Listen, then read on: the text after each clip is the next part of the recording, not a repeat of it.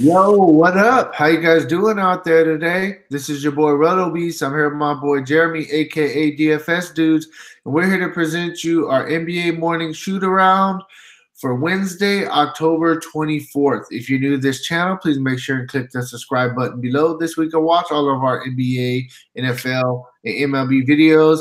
And if you haven't already, go check out the new website at dfscheatsheet.com. Hey, we have all the tools to help you compete with the pros day in and day out, including a complete optimizer, tons of content such as this video, many more. And we have, some very, very good daily cash lines for Fanduel and Draftkings, NBA and NFL. So hey, go check out the site. Just see what we're about. Get a free trial, if anything, and just hey, check it out. So dfscheatsheet.com. Hey, how you doing out there, Jeremy? Yo, man, let's go. Let's get into this. Yeah, definitely. So tonight, monster night on DraftKings. FanDuel came up just short. It turned out to be a slate on FanDuel where you had to have at least two of the three, talking about Blake Griffin, Embiid, and Anthony Davis. If you didn't have two of the three, you pretty much didn't cash. Hey, it was a tough one, but hey, DraftKings definitely made up for it. So positive night in the end. That's why we play both sites this way. We can hedge if anything. So yeah, let's just get into this slate. We got a monster slate, and if you're ready to go, I'm ready to go. I'm ready, bro. Let's go. Yeah. So slate. Yep, you know how we do it. You get the visitor side, I get the home side. We'll start with the games that are earlier in the day and work our way down. First game we'll get started with is the Dallas Mavericks going into Atlanta to face the Hawks. This game has a 234 implied total, and Dallas is favored by 1.5 in this game. This looks to be a super fast-paced game. The over-under in this game is right at 234 points right now. The spread's only 1, so it looks to be a back-and-forth game. Which side have I got on this? I'm sorry, man. I got Dallas. No, yeah, the visitor side, Dallas. Yes, sir. So I'm gonna go. The first guy I'm gonna mention that's worth playing is DeAndre Jordan. I like DeAndre Jordan on this team, man. I think it's a really good fit for him. It's a guy that can run the floor. DeAndre Jordan done a really good job so far this season, filling up all categories of the stat sheet. He's had 2 30-point games and then 1 monster game, 55 against Karl Anthony Towns. I don't really see anybody on the Atlanta side with Alex Lynn, a game-time decision with his elbow. I don't really see anybody on this Atlanta side that can defend DeAndre Jordan, out-rebound DeAndre Jordan. And then, you go right to the other side of it for tournaments. Look at Dennis Smith Jr. Really disappointed people in a good spot against the Bulls last night, only getting 8.7 fantasy points in 30 minutes. So I think you go right back to him in tournaments. This is another good spot going against the rookie Quinn Cook. Shooting guard Wesley Matthews, extremely popular last night. The guy was 40% owned. I didn't expect him to be that high owned in the bigger tournaments with all the pros in him, but he was that high owned in the bigger tournaments, 40 to 44% owned. Wesley Matthews is just playing extremely consistent right now. You look, he drops 20 real points last night, 19 real points the game before that, and 15 real points for 25, 24, and 33 fantasy points. Playing really consistent in this offense with the pieces they have around him. And I'd be remiss if I didn't mention Doncic, but Doncic's price has gone through the roof. I was just man. His price has just really skyrocketed to 8,300. And at the shooting guard position, I would rather pay down for Wesley Matthews and be able to go get a guy like Devin Booker in that fast-paced game against the Lakers. So I'm not sure if Doncic is playable tomorrow. He's not really been – for tournaments, you need 6x plus. He hasn't really – his biggest game is 40.7, and that's not a 6x game at 8,300. So I'm not sure I can go there tomorrow. Small forward staying away from Dorian Finney-Smith. I think he's a decent play, but I just think there may be other good spots. But the one guy that I will play tomorrow for sure is Dwight Powell. The guy's been extremely consistent. I think I've liked this guy since last year. His minutes are pretty well locked into 16, but he's almost 2.2 fantasy points per minute right now. He's got 28.8, 29.2, and 28 fantasy points in 3 games. Very consistent, good rebounder, and he can score points. So that's really where I'm going to be with the Mavericks in this one. Yeah, so on the Atlanta side of things, I'm not really liking too much on this side of things, but obviously, they're projected to score about 116 points on this slate, so you definitely got to look somewhere. The two guys that I'm liking, one thing I really will note real quick is these guys are just all priced up right now. Three guys I like are Trey Young. He's gonna be a Hey, star in the my bad, bro. I think I said Quinn Cook. I meant Trey Young. That's my bad. Oh yeah, you're good. So Trey Young, I mean, this guy is like he's coming off a 56 fantasy point game against Cleveland. He's playing massive minutes. He scored 35 fantasy point. I'm sorry, 35 actual points, 11 assists for 56 fantasy points. I mean, he's showing us the upside. 7,800. He's pretty much going to get as much shots as he wants on this team. They know they're a rebuilding team, and Trey Young. He has the green light. The other guy that I really like on the Hawks as well that has the green light that's really improved, it's Torian Smith, 7.2. It's not too bad of a price tag for him. He's not going to be going against no Harrison Barnes. So I like him in this spot. I definitely think it's a solid spot. The thing about him, what's been a little bit shocking for me, is the minutes have kind of been a little bit up and down. I expected his minutes to be a little bit more consistent. The coach was, praising about him as the season started. Said he became much better of a shooter and he liked him. So I thought he was going to be in the 32, 33 minutes regularly. First game he went 32 minutes. Then he has 23 and 25. So I want to see a little bit more consistency on a 7.2 price tag. You could throw him in GPPs, but outside of really, just Trey Young for GPPs, I'm not gonna honestly look at Bazemore. I'm not really gonna honestly look at Prince. The only guy I'm gonna look to have in my player pool is just Trey Young, and I'm ready to move on to the next game if you are. Yeah, for sure. Move it on. All right, so the next game um, so the next game we got the Brooklyn Nets going into Cleveland to face the Cavs. This game has a 229 implied total, and Cleveland's favored by 3 in this game. So yeah, man, let us hear what you got about the Brooklyn side of things. The guy I think's underpriced right now is Dinwiddie, right? And I'll start with Dinwiddie. I mean, for the amount of minutes he's getting at 5,600, he's underpriced. They have the best matchup on the board as far as DVP point guards. Defense versus point guards is Cleveland. They're the worst team so far against point guards. I like Dinwiddie a lot. I think he's probably a little bit overpriced, though, for being a backup here. D'Angelo Russell is overpriced at 7,100 for what he's delivered so far this year. So the one guy that for me that I'm looking to play in this game would be Karis LeVert because he does fill up the stat sheet. His prices come down just a little bit, but I think this is a matchup that he can dominate, especially being, he likes to – they do get him some point guard opportunities. He'll dish it, he'll rebound it, and he can score the basketball. So his usage rate will be, I think, in this one extremely high. There's other places you can go, but really for me with all the high implied totals, the only guy that I'm really looking to play in this one is LeVert. I know you can go with Jarrett Allen and some other spots. Jarrett Allen's price has come down also, and there's really not a center there. Besides, Tristan Thompson's not a great defender. He's not known to be a great rebounder. His price has stayed for the last 3 years in the 4,000s. So you could look at Jarrett Allen as well. But for me, Karis LeVert really sums up Brooklyn. Yeah, so on the Cleveland side of things, there's not really a whole lot that I like either. There's a lot of time sharing going on. You got George Hill and Sexton. They're both, decently priced, but they're both, pretty much splitting minutes, playing 25, 26 minutes a piece. Shooting guard, it's the same thing with, you got Rodney Hood, you got Jordan Clarkson. They're splitting minutes at the shooting guard position. Small forward, the guy that I think that is, the most consistent on the team minute-wise, and he's actually been playing pretty well, is Cedi Osman. The guy's coming off a 39-minute game against Atlanta, so obviously the coach likes to play the guy.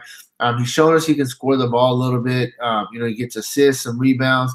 The one thing I will note on him, though, is his price really jumped up high. At the his first game when he got this 38, before he got this 38, the guy was like 4,000. Now his price almost doubled. So I think he's a little bit too expensive for me.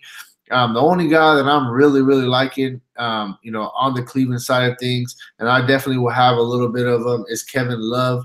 The guy's looking, somewhat like when he was in Minnesota. He's playing big minutes, monster double doubles, pretty much every single night. He's gonna have one. Last game 16 and 17. Game before 25 and 19. He's getting some assists. So he's playing very consistent. Kevin Love, 42 for him to hit value. I definitely think that he's a solid play in this matchup against Brooklyn. It's definitely going to be an up-tempo game.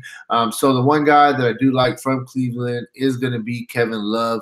I mean, you could possibly look at like a Tristan Thompson as well, but it's just not somebody that's really gonna probably make my cut for me. It's really just going to be Kevin Love on the Cleveland side of things. I like Kevin Love a lot in this game. He's probably power forward's not a real pretty position. You look at Aldridge 9,100, Green 7,700. Draymond hasn't really done anything spectacular. At least the Draymond 55-point triple-double game yet. Kuzma's price jumped up, so you start looking around at who can reach value. Kevin Love's the only guy, really. Right. Yeah. No. So I definitely like him in this spot. I definitely think that this is a good spot right here for him. So ready to move on to the next game. The next game we're going to look at, it's going to be we got the New York Knicks going into Miami to face the Heat. This game has a 224 implied total, and Miami's favored by 8 in this matchup. I'm so irritated with something on the Knicks side of things, man. I had in all my big lineups yesterday, I had Hezonja in, and I just didn't trust it. I'm like, what I read was that the coach basically has said whoever has the hot hand is the guy who's going to play the third and fourth quarter and finish the game out. And I'm like, Hezonja is so streaky, I can't put him in my big lineups. And he went off last night. I mean, he killed value. That's where I'm going to start. I think Hezonja is a really good play, especially you look at Lance Thomas is a guy that has filled in when they've had injuries. Porzingis obviously out. Enes Kanter's the big play here. But, is this the first time Enes Kanter, we saw him kind of slow down in the last game? Does he kind of slow down a little bit in this one? To me, it depends a little bit on Hassan Whiteside and if he plays or not. But if Whiteside's out, I really like Kanter. But other than that, I mean, you can look at a Noah Vonleh. Noah Vonleh has had some really decent rebounding games, and he's kind of been the guy that's picked up a little bit of the pace since Kevin Knox went out. 21 minutes was an uptick. He was 10 more minutes than he had in the previous game, and then he gets 18 minutes. But if you look at it, the dude's getting what's he averaging? 10, 6, 13, 5 in 4 games rebound-wise. He can block, and he can score inside. So for 4,300, Vonleh's a really good play in a good spot, especially if Hassan Whiteside is out. That's really it for me. I mean, Tim Hardaway Jr. is the guy. His price did come down. If this get, to me, this is kind of a pace down game though for the Knicks because the way the Heat play. Even dating back to last year, it was tough to target players against the Heat because they really grind it down. They play good defense. They got long defenders. But Tim Hardaway, Trey Burke as well. When you look at Trey Burke, his price stayed the same. He really disappointed us in those first 3 games they played where he was really chalky. And then he comes out really when nobody owns him last night, and he goes for, 38? I think 38 fantasy points last night. Am I right? 31. So he's had 2 solid games, actually, 33.1 and 31 his last 2. You could look to go there again because, you only need him to get you 30 to get cash value, right, at 5X. Tournaments, you got to get a little bit more. I just don't like, I don't like guards against Dragic. I just don't. But, there's a lot of injury news in this game as well. Deion Waiters obviously out. Wayne Ellington's out. So there's some injury news you're looking for. Does Justice Winslow finally play? He's a good defender. For me, I'll keep it simple. Enes Kanter, Hezonja, and Tim Hardaway are the guys you look to in this one. Yeah. So on the Knicks side, on the Heat side of things, there's a couple guys that I am liking. Definitely, you just mentioned them. Goran Dragic, 6,500. They never move this guy's price, and he doesn't. He has 40 fantasy point upside. He doesn't do nothing special, but one thing I do know is he's played, minutes in the 30s every single game. Coach has showed him that since last year. That's what he likes to do with him. And he scored at least 30 fantasy points every single game. For him to hit value at 6.5, all you need is 32, and he's averaging 34 on the season. So I think Dragic is a great play in this matchup. It's an up-tempo matchup going against the Knicks. Trey Burke isn't the best defender, and he's a small dude. So I definitely like Dragic. I'm not really going to look too much into him, but a guy that I definitely think I'm waiting for that game is Tyler Johnson. Absolute bare minimum price, 3,500. And you got a bunch of guys on the Miami side that are questionable. You got Winslow, game time decision with hamstring. Derek Jones with the foot. There's a lot of guys that are hurt. Deion Waiters is already out. Ellington is already out. So, I could see Tyler Johnson getting some minutes, and he can get 30 minutes. Last year, I played him a bunch of times. He started and got 35 minutes in the game. So I'm waiting for that blow-up game for Tyler Johnson. I definitely think this could be a spot depending on some injury news. Shooting guard, you can look at Dwayne Wade. The old man's playing very good. He's getting about 26 minutes a game, and he's averaging 27 fantasy points. A guy that I really like. I've been playing him a couple of times in cash games. Been playing very well. Rodney Magruder. This guy, the first game, he played 31 minutes. He had a decent game, 18 fantasy points. But the last two games against Washington and Charlotte, he scored 19 and 20 real-life points, 10 and 8 rebounds. He's playing very aggressive. And he got 40 fantasy points in the back-to-back games at a 4,500 price tag. Love him. And then, you can go to a small forward, Josh Richardson. He's just ultra consistent. He's a starting shooting guard. And then when he's a starting small forward. Dragic comes out. He's the backup point guard. But this guy usually plays a ton of minutes. He got in foul trouble last game, so he didn't have the best game. But the two games before, you can see he played 37 and 38 minutes, scored 21 and 28 real-life points, 35, 45 fantasy points. Really like Richardson. And that's all that I'm really at on the Miami side. I just like the guards and the guard spots. And then Whiteside, I'm not going to look at Whiteside. Too inconsistent for me. Minute-wise, 24 minutes, but 33 minutes one game. I don't like that. Price tag is up, and I definitely could see Whiteside getting in foul trouble against Cantor as well. So that's really where I'm at on the Miami side of things. You ready to move on to the next game? I have a rule, dude, with Hassan Whiteside. I do not play him on the road. The guy gets in foul trouble all the time on the road. You look at the game at Washington, 22 fantasy points. Really disappointed in that one going against no center that they had there, right, with Howard being out. And then Josh Richardson, just one thing to follow up on. The guy he usually has that game, right, where he's kind of chalk city and he disappoints everybody. He went 3 of 11 from the field, 1 of 6 from the three-point line, scored 7 points. And had 5 I was watching the game. He had just got in foul trouble. That was all it was to that game. Yeah, but he's still 3 of 11 too. You know what I'm saying? Like, he didn't shoot the ball well. I love him in Madison Square Garden. Love him.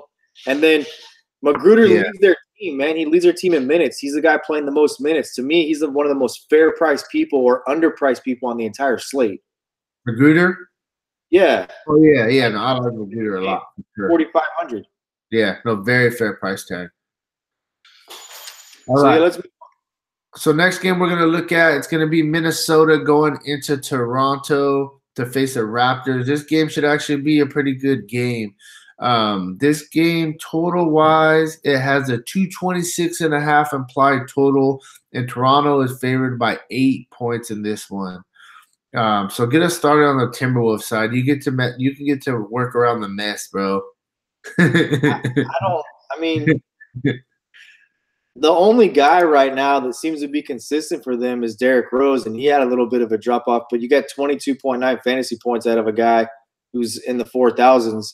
Played 26 minutes. I think he's still viable right now. He looks to be a mainstay in the rotation. I don't know what they're doing at point guard. They got this dude, Tyus Jones, that if they didn't have Derrick Rose and something happened to Jeff Teague, would be an absolute lock. Oh, yeah, Jones is a monster, bro. What Tyus Jones has done in the past, he's put up 50-point games without Jeff Teague on the floor. So they got Derrick Rose, Jeff Teague, Tyus Jones. Who's going to play where and how many minutes? You take a look at Jeff Teague. Jeff Teague, he played 30 minutes, but there were some crucial spots where he wasn't even on the floor. And that Dallas game was they scored 1,000,000 points in that game, right? So I don't know what's going on there. Shooting guard position, Jimmy Butler, that's a big thing. He's not a small forward. He's a shooting guard now, $8,900. He seems to be a very fair price.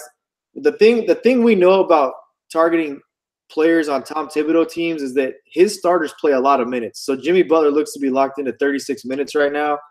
It looks like the rest day was just that. It was just a rest day. I thought maybe they were going to trade him, so they gave him the night off. Andrew Wiggins, game time decision with quadriceps. Obviously, if Andrew Wiggins doesn't play, I think that what happens is Derrick Rose slides in. He's probably the biggest beneficiary if Wiggins is out. Power forward, Taj Gibson is the one guy at $4,900. He's kind of like Magruder, right? Magruder, he's not playing the minutes Magruder's playing, but he's playing 30 minutes a game, 31.9, 25.7, 23.6 in his last 3 games, fantasy point-wise. We all know Taj Gibson can rebound the basketball. Can he stay out of foul trouble? That's kind of the big thing. But Gibson's going to play 30 minutes, and he's going to play 30 minutes at $5,000. So 6X is 30 points. He can definitely hit that value all day long. I'm not big on Towns yet. He hasn't had the monster game. His price has come down quite a bit because he's just not delivered. I mean, he's not delivered on value. He was at 10-1. Now he's down all the way down to 9,200. I don't know if this is quite the buy low opportunity. There's not a real center in Toronto. Valanciunas coming off the bench. So, I don't know what's going on with that situation. Maybe this is the buy low opportunity on Towns at 9,200. I'll have to do some more research on that and figure out if I want exposure to him. But to me, the main situation, see what happens with Wiggins. Derrick Rose, I think, is the guy that's the biggest beneficiary, and then Taj Gibson. Yeah, no, definitely. I think you pretty much touched all that side. So for me, on the Toronto side of things, I mean, I think you just look at the obvious guys. You don't try to get too cute with it. I think that first thing first, you got to look at Kyle Lowry. I mean, the guy's just ultra consistent. We know what Kyle Lowry does, season in, season out, game in, game out. Even with Kawhi Leonard, they're actually playing well together. I was watching the game the other day against Charlotte, and they look very good. He had a very good game. The past two, one thing I do want to note about Kyle Lowry that I'm really liking is the past 2 games, he's got 14 and 12 assists. He's really finding his teammates. They're really sharing the ball, and they're rolling. And I like him in this spot. I think this is a spot where it's not necessarily going to be a blowout, and he'll get his full allotment of minutes compared to his last game. 8,400, fair price tag on Kyle Lowry. Then you can look at a guy like Danny Green, more of a strictly GPP though. You need 25 for him to hit value. In the first 4 games on the season, he's averaging 26. In three of the 4 games, he did get 29 fantasy points, so he's doing very good at 6 times value. And if you believe that he can continue that success, then I definitely think that Danny Green is viable. Kawhi Leonard at small forward, the guy. Do you think that Kawhi Leonard and Butler are going to be battling each other? That's the one thing I didn't mention. And once you started talking, I was going to not interrupt you, but to me, those 2 guys may cancel each other out because as good of a defender as Kawhi Leonard is, Jimmy Butler's an extremely good defender as well. Right. Those guys, okay. Those guys really just go at it, tie each other up. And that's why I say, to me, the biggest news in this game is Wiggins. If Wiggins doesn't play, Jimmy Butler and Kawhi Leonard go at each other. I think Derrick Rose is the biggest beneficiary if Wiggins doesn't play. And then, like I said, outside of that, for me, it's Wiggins. It's Taj Gibson. Other than that, I don't like really much on either side of this besides Kyle Lowry. Yeah, so I mean that's really where I'm at. I like Kyle Lowry. I think you can definitely consider Kawhi. I'm waiting for that monster game from Kawhi. I mean, I understand he scored at least 22 real life points, but he hasn't had the 50 fantasy point game. I know it's coming, but a lot of the games have just been blowouts of what's really been going on. But he's looking good price tag wise. I think it's fair. So I do like Kawhi personally. I think the thing we're seeing with Kawhi, bro, is that you look at when he was in San Antonio, and he really played 3 roles. He could get you assists because he could throw the ball down the post to Aldridge. They don't have that guy really in Toronto. I mean, right. Valanciunas is more of a finesse center when he's in the game. And then he could get you rebounds. But they've got these dudes, Siakam and Anunoby, who are in there and banging in the post. So Kawhi's like an elbow player right now, and the offense is obviously with the 14 assists from Lowry, it's really facilitated through Lowry. So I think he's trying to figure out, and they're trying to figure out how to get him fully involved, because right now he's really just a scorer. Right. Oh yeah. No, I mean that's why the rebounds are down, because we in the past we've seen the rebounds up. Yeah. So the only other guy I'm really going to look at on the Toronto side of things is going to be Serge Ibaka. The thing about him is minutes. He started last game for Valanciunas. We'll see if he's in the start lineup. But the guy plays defense. He's every game so far this season he's got at least one block, with 3 blocks in one game. Gets some steals. That's what I really like about him. And he's scoring the ball. He's averaging 15 actual real life points, almost 8 rebounds for 30 fantasy points at a 5.4 price tag. He's averaging almost a 6 times value on his price tag. So I definitely think you got to consider Serge Ibaka for all the same reasons that you're liking Taj Gibson. The only really big difference between them is Gibson gets a couple more minutes, but I think Ibaka gets a couple more like fantasy points per minute kind of thing. You know what I mean? But both are good plays. Both honestly are underpriced in my opinion. I think you could get away. I'm not telling nobody to do this, so don't say I said to do this. But both of those guys you could throw in your power forward spot and feel pretty comfortable. They're going to get you close to value. You know what I mean? And they're underpriced. So I like both of those guys. And besides that, I mean, I'm ready to move on to the next game. If you are. Yeah, move on. All right. It's not exciting either, but there's some value there. Yeah, so the next game we're going to talk about is going to be the Charlotte Hornets going into Chicago to face the Bulls.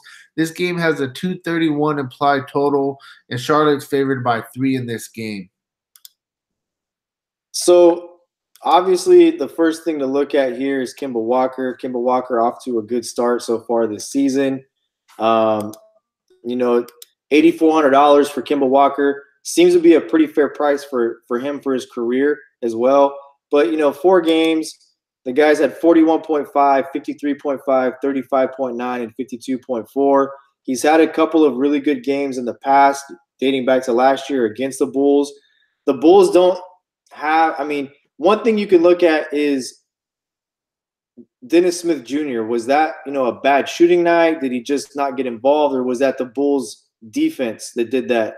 Kemba Walker – he's got you look at his home road splits, he's a better player at home than he is on the road. So, $8,400, I'm not sure if I can go there. I like some other spots. This guy, Malik Monk, though, at 4,800, this guy is the guy they drafted last year very high. He's averaging 25 minutes a game right now. He's had 1 game in the 30s. He's almost at a fantasy point per minute. So if you're looking for a value player, maybe some guy you want to punt in your lineup who has upside, I like Malik Monk. But there's not a lot from a fantasy standpoint to get excited about with Charlotte because of the type of team they are. Cody Zeller's their starting center, 4,500 on any given night. The guy can have a monster night. We have streamlined centers so far against the Bulls because going back to Embiid, we said right. who the hell is going to guard the guy? Right. Cody Zeller has the potential to have that monster game every now and again. But other than that, there's not a lot. Marvin Williams and Kaminsky at the power forward spot, not really excited to play that. Batum all the way down to $6,500. The guy does have triple-double upside. He can fill up the stat sheet in all 3 categories. He just hasn't had a good game yet this year. 33.7 was his best total, and I believe if we go back and look, I want to say he was at like $7,200 or $7,300 for that, so that wasn't even close to – it was close to cash value but not tournament value. So there's not a lot to get excited about. Kemba Walker is about the only place that I would look. Maybe Malik Monk if you're looking for value. Outside of that, right now, I'm not really excited about Charlotte. Yeah, so on the Bulls side of things, there's a couple spots I definitely think we can attack. First thing first, Chris Dunn, he came back for 1 game. After he had his baby, he was out for the first couple of games, came back for 1 game, and he got hurt. He's out for a couple of weeks. Go right back to the well on Cameron Payne.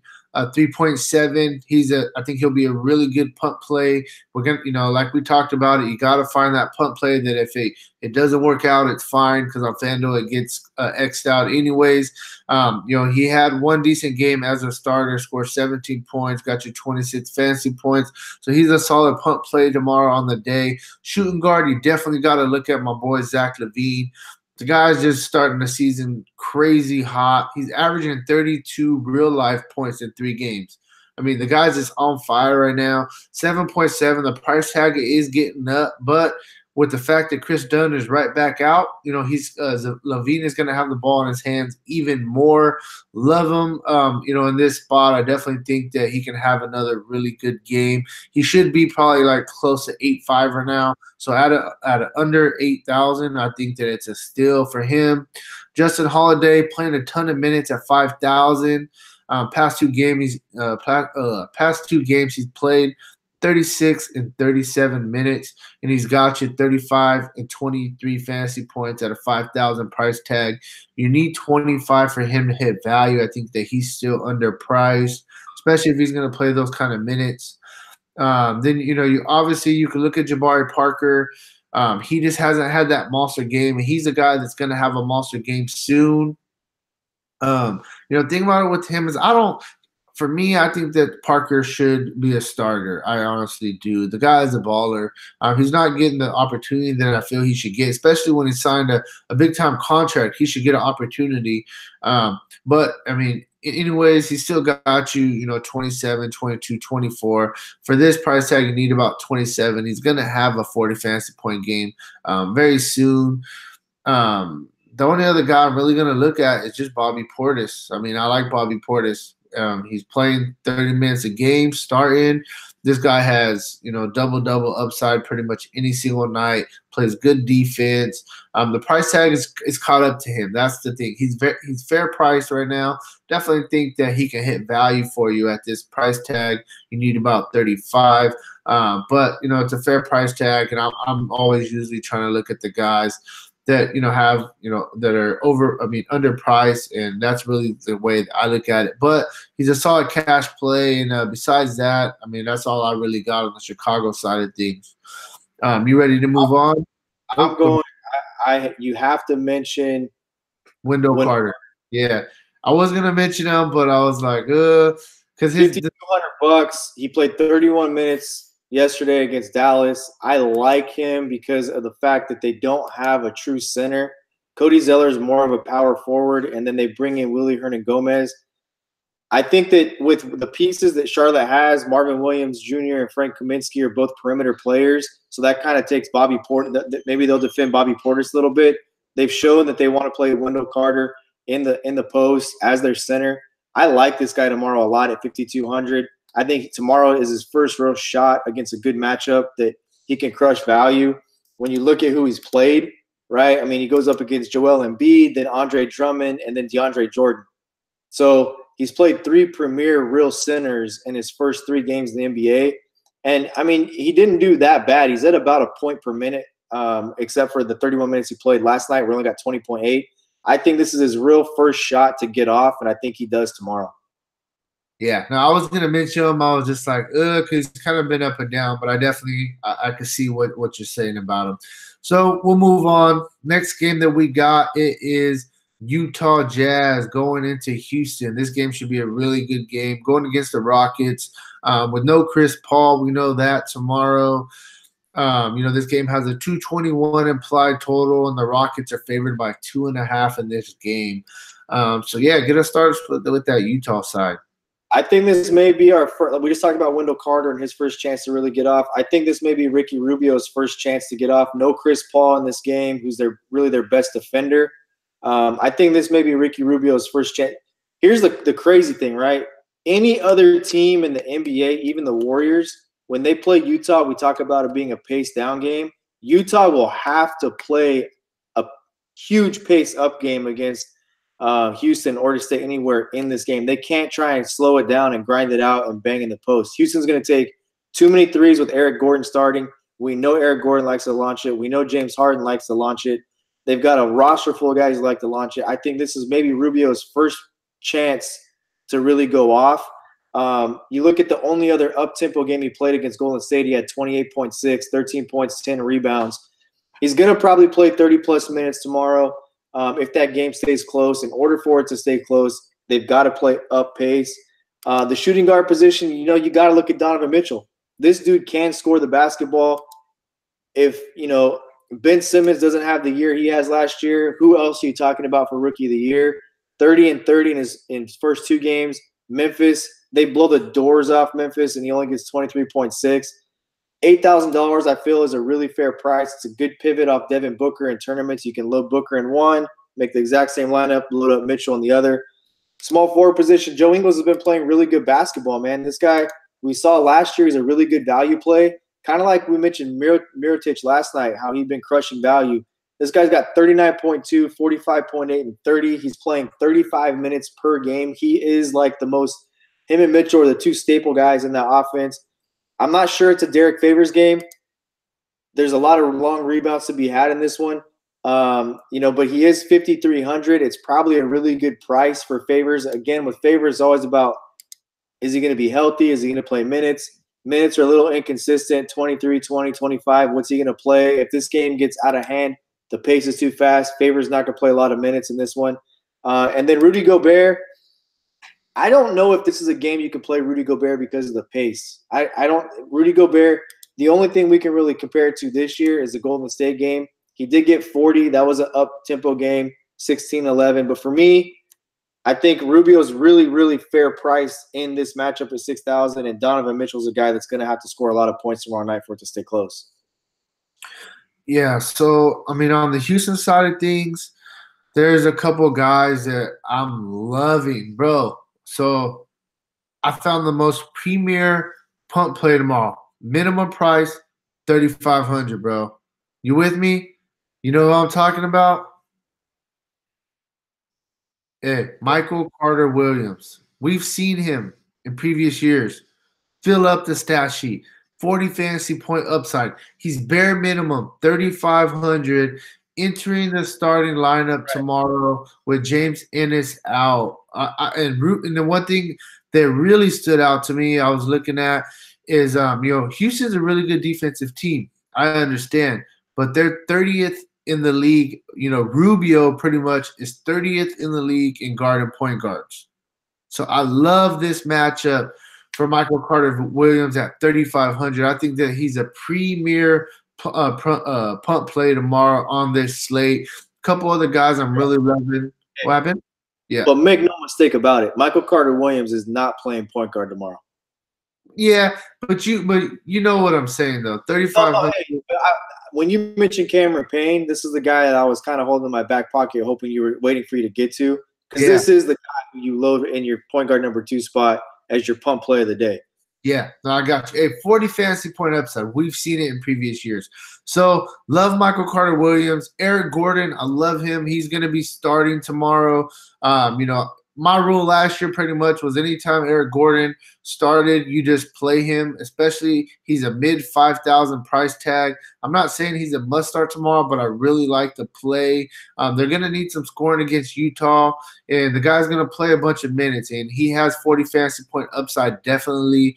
I don't really want to play Capella going against Gobert, so I'm going to stay away from that. And then you always got to look at the guy, James Harden, especially with no Chris Paul. I mean, he does everything for the team, so he's a great play.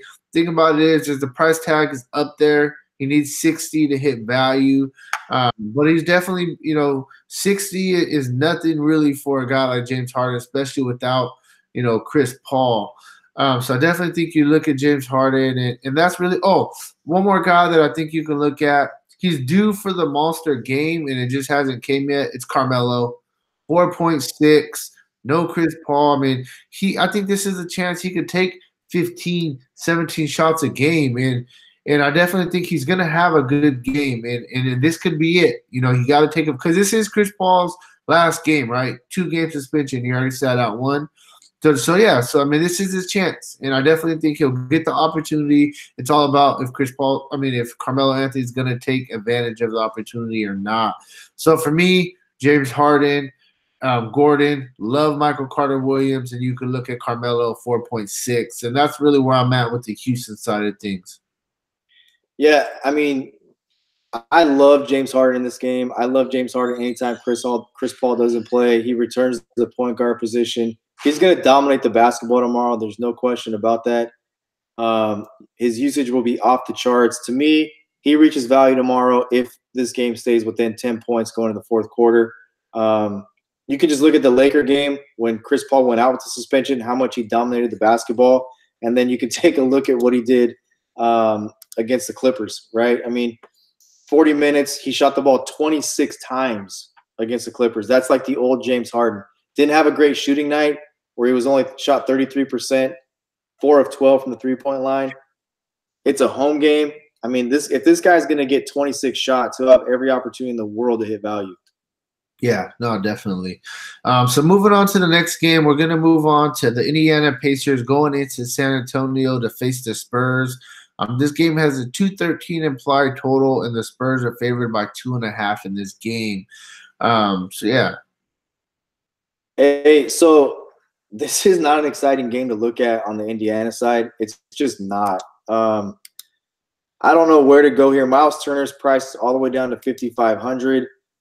He was as much as 6,300. His minutes are stable at 26. But, you know, he only has one game where he's gotten above 30, and that was only 32.6. The other ones are 16.8, 26.1. I don't know if there's enough to play Miles Turner against LaMarcus Aldridge. Aldridge is the guy who's going to dominate the post in this game. You know, you could look at a Sabonis if you want. Coming off, and he missed the game with a knee injury. He only comes back and plays 17 points against Minnesota. But Sabonis is a guy that, I mean, he's a point per dollar fantasy player. So, I mean, at 4,900, he's another guy you could throw in with Serge Ibaka, Taj Gibson. You could throw Sabonis in there as well. It's a matter of minutes. The other two guys you got guaranteed going to get to the 30-minute threshold. This guy, you don't know. Darren Collison continues to disappoint at 4,600. I don't know what is going on with their rotation, but this dude, I mean, Collison, we've seen him back to Sacramento. The guy can score the basketball. He can handle it. He's just not playing any minutes. They don't have him on the floor. I don't understand why. You know, they're going to even Corey Joseph. It's like they're splitting minutes. In 48 minutes, you got Joseph playing 25, and you got Collison playing 23, and then vice versa. So I'm going to tell you why. Another reason why Carlson isn't getting the minutes. Another reason why is because they brought in Tyreke Evans, and Tyreke Evans is getting his minutes. And Tyreke Evans, he runs the point guard sometimes. So he's not Evans is not getting crazy minutes, but he's getting about 20 minutes a game on the floor, and that's taken away from those guys. Right. Does that make sense? Right. They've got too much going on. I mean, there's just too much going on. It's like Minnesota. It's the same type of deal. They've got too much going on. It's a mess. I'm staying away from it. For me, I'm not looking to play anybody on the Indiana side. If you're going to play anybody, I guess the one guy you have to make an argument for is Oladipo. Right. But $8,200 in this game against San Antonio, I'm not sure I like him either. He's going to play 30 minutes. You know, you got all these other guys who are playing guard, like you mentioned, Tyreke Evans, Collison, Joseph. All these guys are in the game handling the basketball guard, and that's taking away from Oladipo's usage. It just is. I mean, Oladipo, when it's him and Collison in the past, Oladipo's a guy who would dominate the basketball as well. So I'm not excited about Indiana. I'm moving on. Yeah, so, I mean, on San Antonio side of things, I mean, it's really – there's obvious guys that you play. I'm not really going to look at Forbes or Patty Mills. Shooting guard, you definitely got to look at DeRozan. He's playing out of his mind in the first 3 games with San Antonio. Papa showed he's going to play him a ton of minutes. He's still underpriced for what he's doing in San Antonio. 8.2 price tag. You need 41 for him to hit value, and he's actually averaging for almost 50 on the season. One thing I will note, though, is he's going to be going head-to-head with Oladipo, and Oladipo is a pretty good defender. So DeMar DeRozan isn't going to have the best matchup, and then both are going to play a ton of minutes. But I definitely think that you can look at DeMar DeRozan in GPPs. Another GPP plays, you could possibly look at Rudy Gay, 6,000.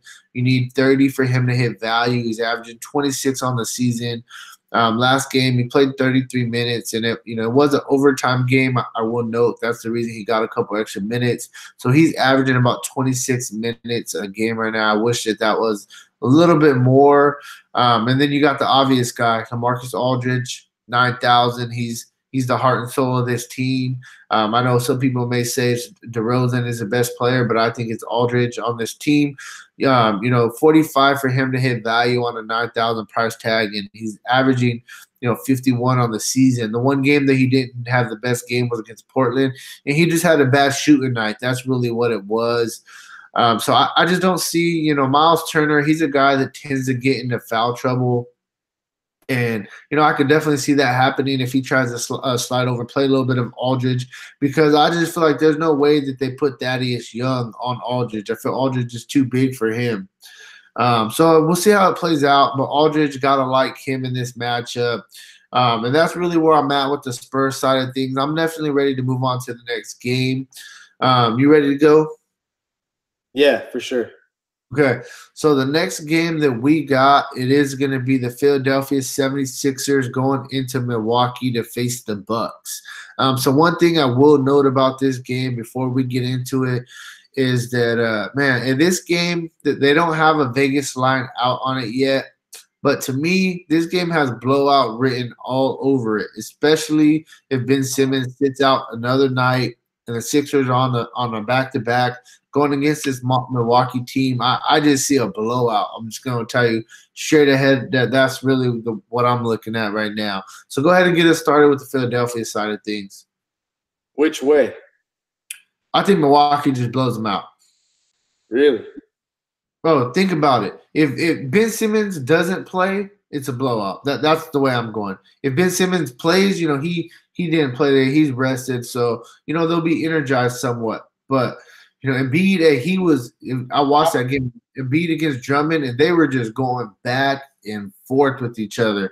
Like I did, and then Embiid, on a back-to-back after a tough matchup tonight, it's just a little scary to me. I'm just going to tell you this right now. Ben Simmons ain't playing. He's not playing. Yeah. There's no reason to. Just like we said last night, he wasn't going to play today. He didn't. You look at the news on him, and he was in too much pain to take the floor for the morning shoot around. That's not whatever that is not healing on a flight from Detroit to Milwaukee and sleeping in a hotel bed. It's not happening. He's not playing tomorrow. Right. 10,000 is a good price for Ben Simmons if he is playing, but you can't. If he does play tomorrow, you still can't play Ben Simmons at 10,000 with a back injury. It's the same situation as today. So. Right. Take that off the table. McConnell, hey, a little underwhelming today. Still got 24.6 points, played 32 minutes. You got to go right back to him if Ben Simmons doesn't play. Shooting guard-wise, you have to go back and take a look at J.J. Redick. Malcolm Brogdon's the guy who's starting there for them. Chris Middleton, a really long guy who plays a small forward. But let's be honest. Who the hell? You're going to take Brook Lopez, Thon Maker, and John Henson against Joel Embiid?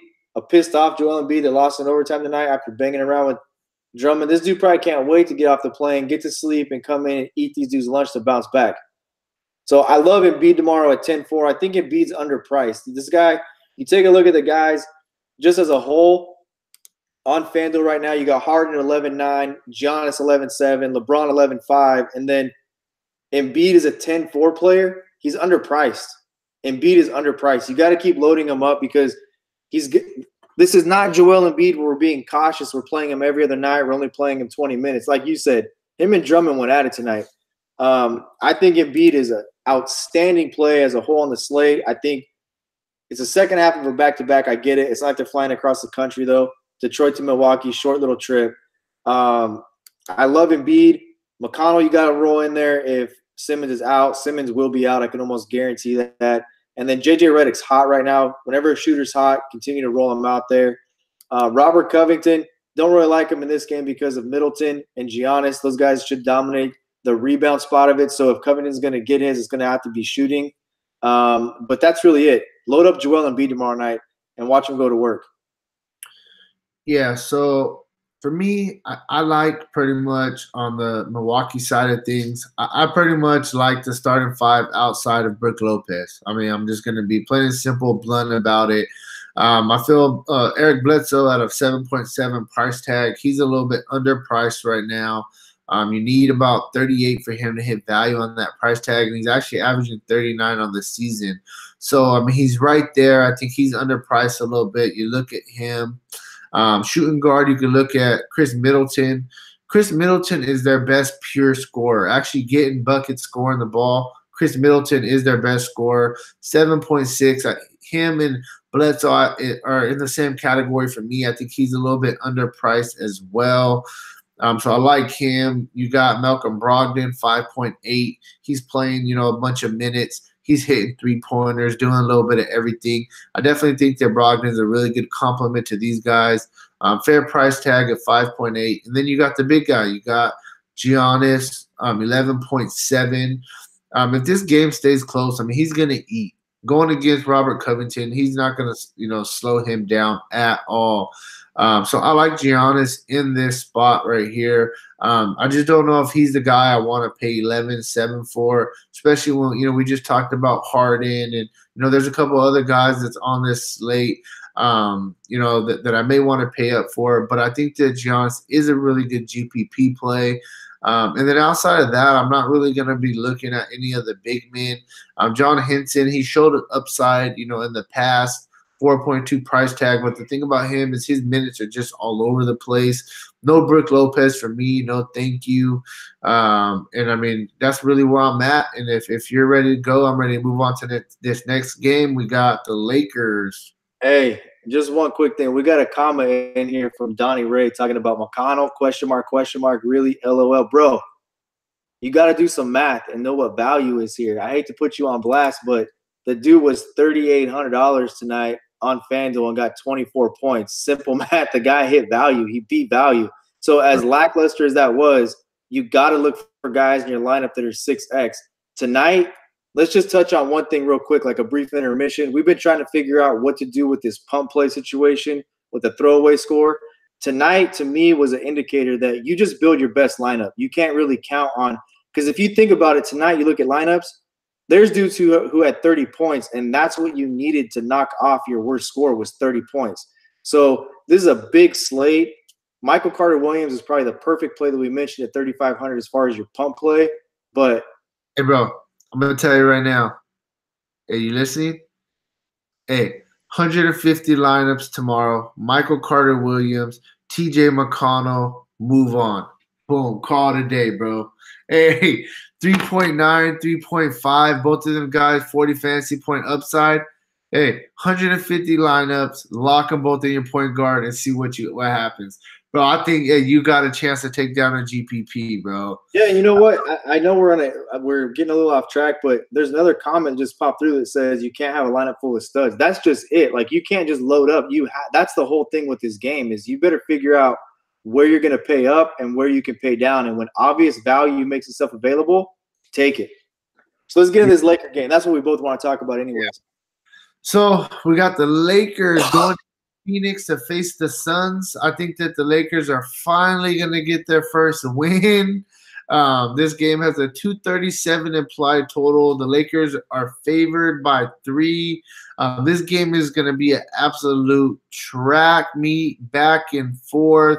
You got Rondo suspended. You got Ingram out because he's suspended. Kuzma's going to be in the starting lineup. You got Lonzo's going to be back in the starting lineup. So get us started on the Lakers side of things, man. 2 things I'm going to touch on real quick. One, guys took on the Lakers side, prices have gone up. They've adjusted, right? Another thing, I touched on it in my video today when I gave my core plays away.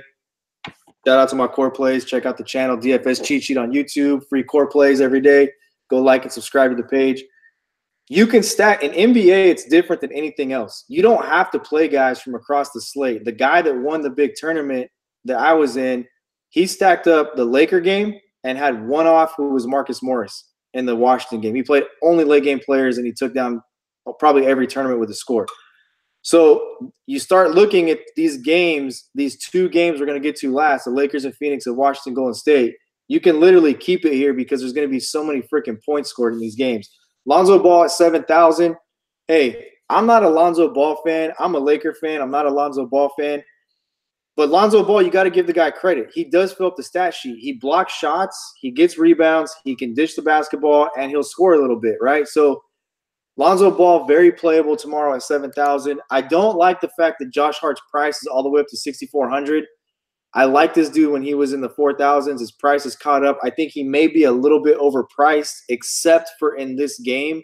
This game, I think he's very fair price for what's on the slate. If they were playing anybody else, I probably wouldn't still like him. But 39.3, where he scores 20 real points. He scored 20 real points in 2 games. He got 10 rebounds against the Spurs. So this guy is a basketball player, man. He's just a straight, we say that with football players, like, guy's just a good football player. This guy's just a really good basketball player.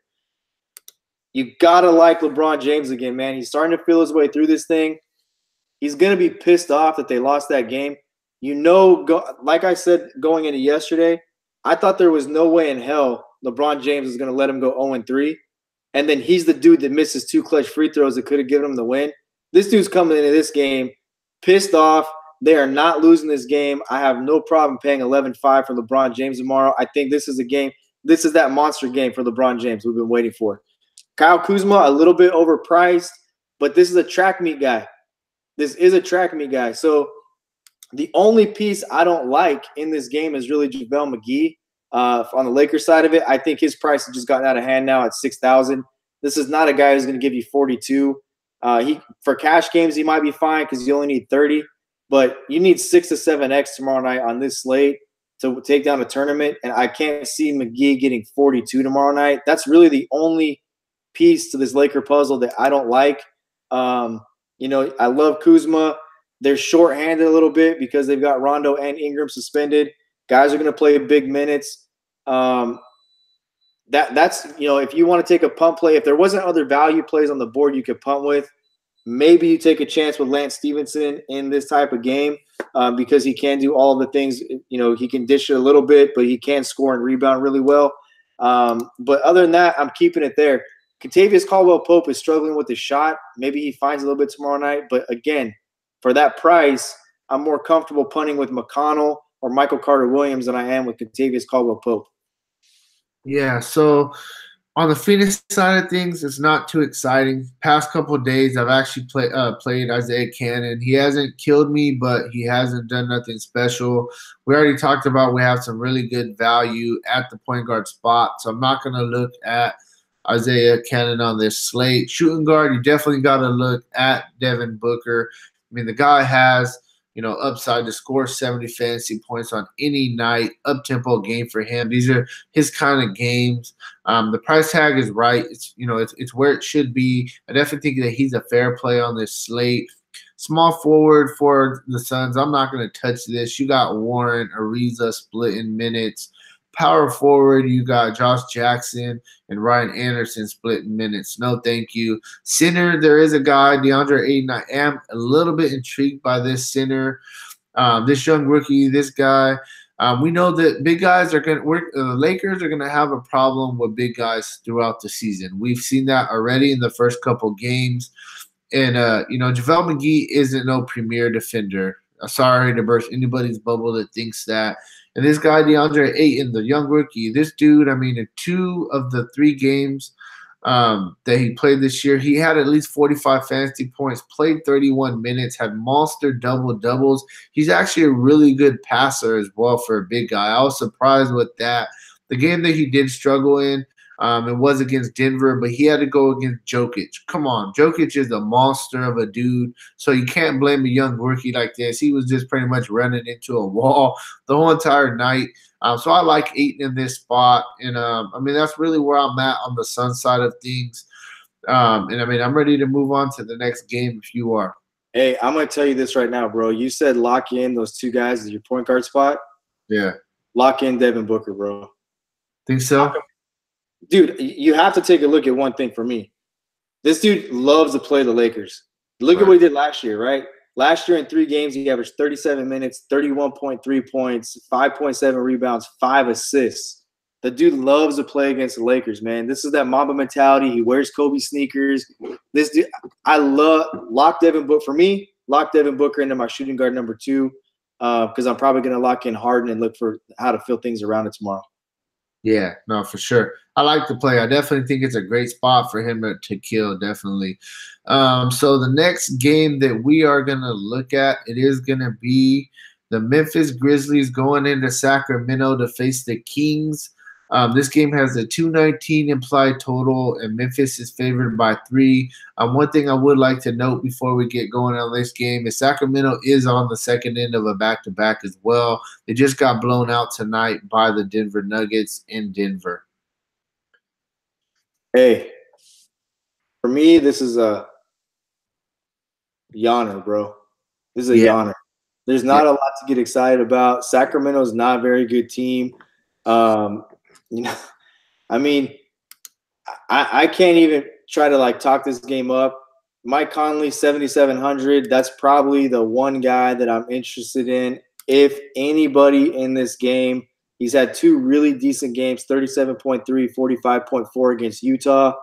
That's one reason why I really like James Harden tomorrow night, because you look at Mike Conley, he puts 45.4 fantasy points up. He's not the player James Harden is. But Mike Conley's where I'm going to look. I would really look at Jaren Jackson, but I don't like his price at 6,500. I think Jaren Jackson's a really talented young player, but I just don't like his price. You know, for me, I like the other side of it more with Marvin Bagley. I mean, this guy seems to be, he got huge minutes tonight. I think he put up 44 fantasy points tonight against Denver. I'm not excited about Memphis. I'm ready to move on. Yeah, I mean, the only guy I was going to bring up is Bagley. He has upside. You mentioned that. 5,000 fair price tag. You need 25 for him to hit value. And he's already had 2 44 fantasy point games already this season, so he's shown us some upside. And, yeah, so let's move on to the game of the night. The one other thing that I got to say, I would be doing our viewers justice if I don't mention it. Mike Conley could be a really good play tomorrow night because of the guys that they have out. Chandler Parsons is already ruled out for the game. Dylan Brooks, a game-time decision. So they're very thin at small forward. They're very thin. You're looking at Kyle Anderson, right? I mean, they're very thin as far as who's going to score the basketball for them. To me, that's why I'm on Mike Conley. You got to look at who's available. You know, you start looking at Marshawn Brooks and Wayne Selden and these other guys who were – my thing is this. You look at a basketball game, there's going to be 100 points scored. Somebody's going to score those points. So you start looking for opportunity. Mike Conley's probably a good GPP play tomorrow because they don't have anybody else playing. Garrett Temple has been good. He's game time decision with a groin, probably not playing either. So they got Mike Conley. Yeah, so I'm ready to move on. I'm not going to be playing no Mike Conley tomorrow. My apologies, bro. But I understand what you're saying, though. My thing is, though, is you really got to think about it. I think that Memphis is going to blow out the Kings this game, to be honest. And you know, they're going to rest Gasol. They're going to rest Mike Conley. If you're going to tell me Mike Conley's going to play 34, 35 minutes against Sac, though, oh, yeah, sign me up. I seen what Jamal Murray did tonight. He only played 20 minutes against them, and he had like – I want to say like 31 fantasy points, scored like 22 real life points like this. Like they couldn't guard him for nothing. So I definitely think that Mike Conley play, you know, is an okay play. So the game of the night that I think that we got to really kind of deep dive into is going to be the Washington Wizards going into Golden State to face the Warriors. You got John Wall and Bradley Beal against the Splash Brothers. I mean, I'm excited to watch this game. What do you think about this game? I think that this game is going to have some outstanding tournament plays in it because there's going to be so much attention on the Lakers and Suns game. And I think that, you know, a guy like Otto Porter Jr. is a really good play. John Wall's a really good play. Bradley Beal's a really good play. This could be the Draymond Green game we've been looking for. I think there's a ton of really good plays in this game, and I think you get them. They're pivot plays really because you can't not point out how much ownership will be on and attention will be on the Lakers and Suns game. That's a track meet. It's like fantasy gold in that game. So this is same time slot. So many good matchups in this. I just mentioned 3 of them. You gotta love John Wall. He's had some good games here. Otto Porter Jr.'s had a monster game against Golden State at Golden State last year. I want to say last year he went off for almost 60 fantasy points there. I'm sorry, that was Bradley Beal. So Bradley Beal's had some really good games. Otto Porter's had some good games. It looks like Klay Thompson is going to play tomorrow. So if Klay Thompson didn't play, I would really love Bradley Beal. But there's good – look, the only guy that I'm not playing or a position I'm not looking at for Washington here is the center position because they just don't they don't have one. So you have to monitor that because Dwight Howard didn't travel with the team. He's already out. And then Jan Mahimi, game time decision with a back. He left the previous game against Portland early and didn't return with a back issue. So to me, this is a track meet also. This game's going to get up and down the floor. The Warriors have a young center, Damian Jones. They play that he's a track meet guy also. I like all of the plays on this side at all four of the spots. You can even look at a Kelly Oubre Jr. as well. Yeah, so, I mean, this game, I love this game. Like you said, even for me, the Warriors, I'm not even going to go into great detail. This is honestly the first game that I feel comfortable. You could play any of the Warriors All-Stars, 1 through 4, and I feel like this is where they're actually going to get their full complement of minutes. You know, you always are worried, oh, man, they're going to blow teams out and they're going to only play this amount. I think they're all actually going to get a chance to play their full complement of minutes. So I love all 4 of the All-Stars for the Warriors. If I had to choose one, though, the guy I'm going to go with, sorry, but I'm going with Steph Curry against John Wall. This guy, Steph Curry, he actually dropped 900 in price. He was 10-2 the other day when I played him. Now he's 9-3. He dropped in price. And this dude is just going ridiculous. He scored at least 29 real-life points every single game, averaging 49 fantasy points. So he's crushing – well, he's not crushing his price tag just with his average, but he's almost at 6x on what he's averaging right now. And, John Wall, he brings the best out of people. Every time I see a good point guard go against John Wall, they're just battling back and forth. That's just what always happens. So I love Steph Curry more than any of the Warriors starters, but I think all the starters are definitely viable in this spot. And like you said, the Washington, they don't have no big guys. They're small. So it's going to allow Draymond to play probably a lot of center. I would suspect, and this could be a game that Draymond could have a triple-double, dominate the boards, get some blocks, because they don't have no big dudes really on the Washington side of things. So I like all the starters for the Warriors. Even I like the rookie Damian Jones. He's getting about 20 minutes a game right now, and he's averaging 21 fantasy points. And you need 21 for him to hit value. So I think that he's a solid play, punt-wise. And, that's really where I'm at with the Warriors. I'm not really going to look at any of the bench guys too much. Tomorrow night, I'm just going to tell you this, man. You better load your lineups up with guys who have high usage rates, who are at a good price. That tomorrow, to me, seems like you can get one stud, and you better figure out how to balance out the rest of your lineup. There's a lot of really good plays at $8,000. I think Josh Richardson at $6,900, who we mentioned, he's a really good play. I have to correct one error I made with Whiteside. That's a home game for them tomorrow. So if he does play, I do like Whiteside at home. But other than that, man, I think tomorrow's a balanced night because there are a couple of really good value plays. I mentioned McConnell and Williams. One of those guys can be your pump play. I know that I don't have a problem, like you said, locking both of them up in your lineups tomorrow night and moving on.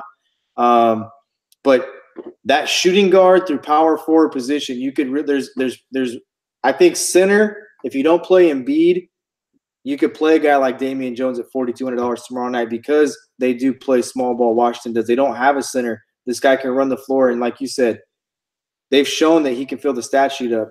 You have to figure out tomorrow who's overpriced, who your value is, and I think it's a really balanced night, and you better put guys in your lineups that can score points because there's going to be a lot of points scored tomorrow night. Yeah, no, definitely. Tomorrow's definitely going to be a high-scoring night for sure. So I think that's about it. I think we're ready to get up out of here. Thank you for watching the NBA Morning Shoot-Around for Wednesday, October 24th. I will be back in the morning with my NBA core plays for the day, 5 picks to get you started with your cash game cores. Hey, if you want to play the actual lineups that we're playing every single day, if you want to use our optimizer that we're putting 150 lineups in every single day in Fanduel and DraftKings, check out the site, dfscheatsheet.com. Go get yourself a free 7-day trial. Just try it out. Hey, don't knock something if you don't try it. And hey, we'll talk to you guys later. Peace out.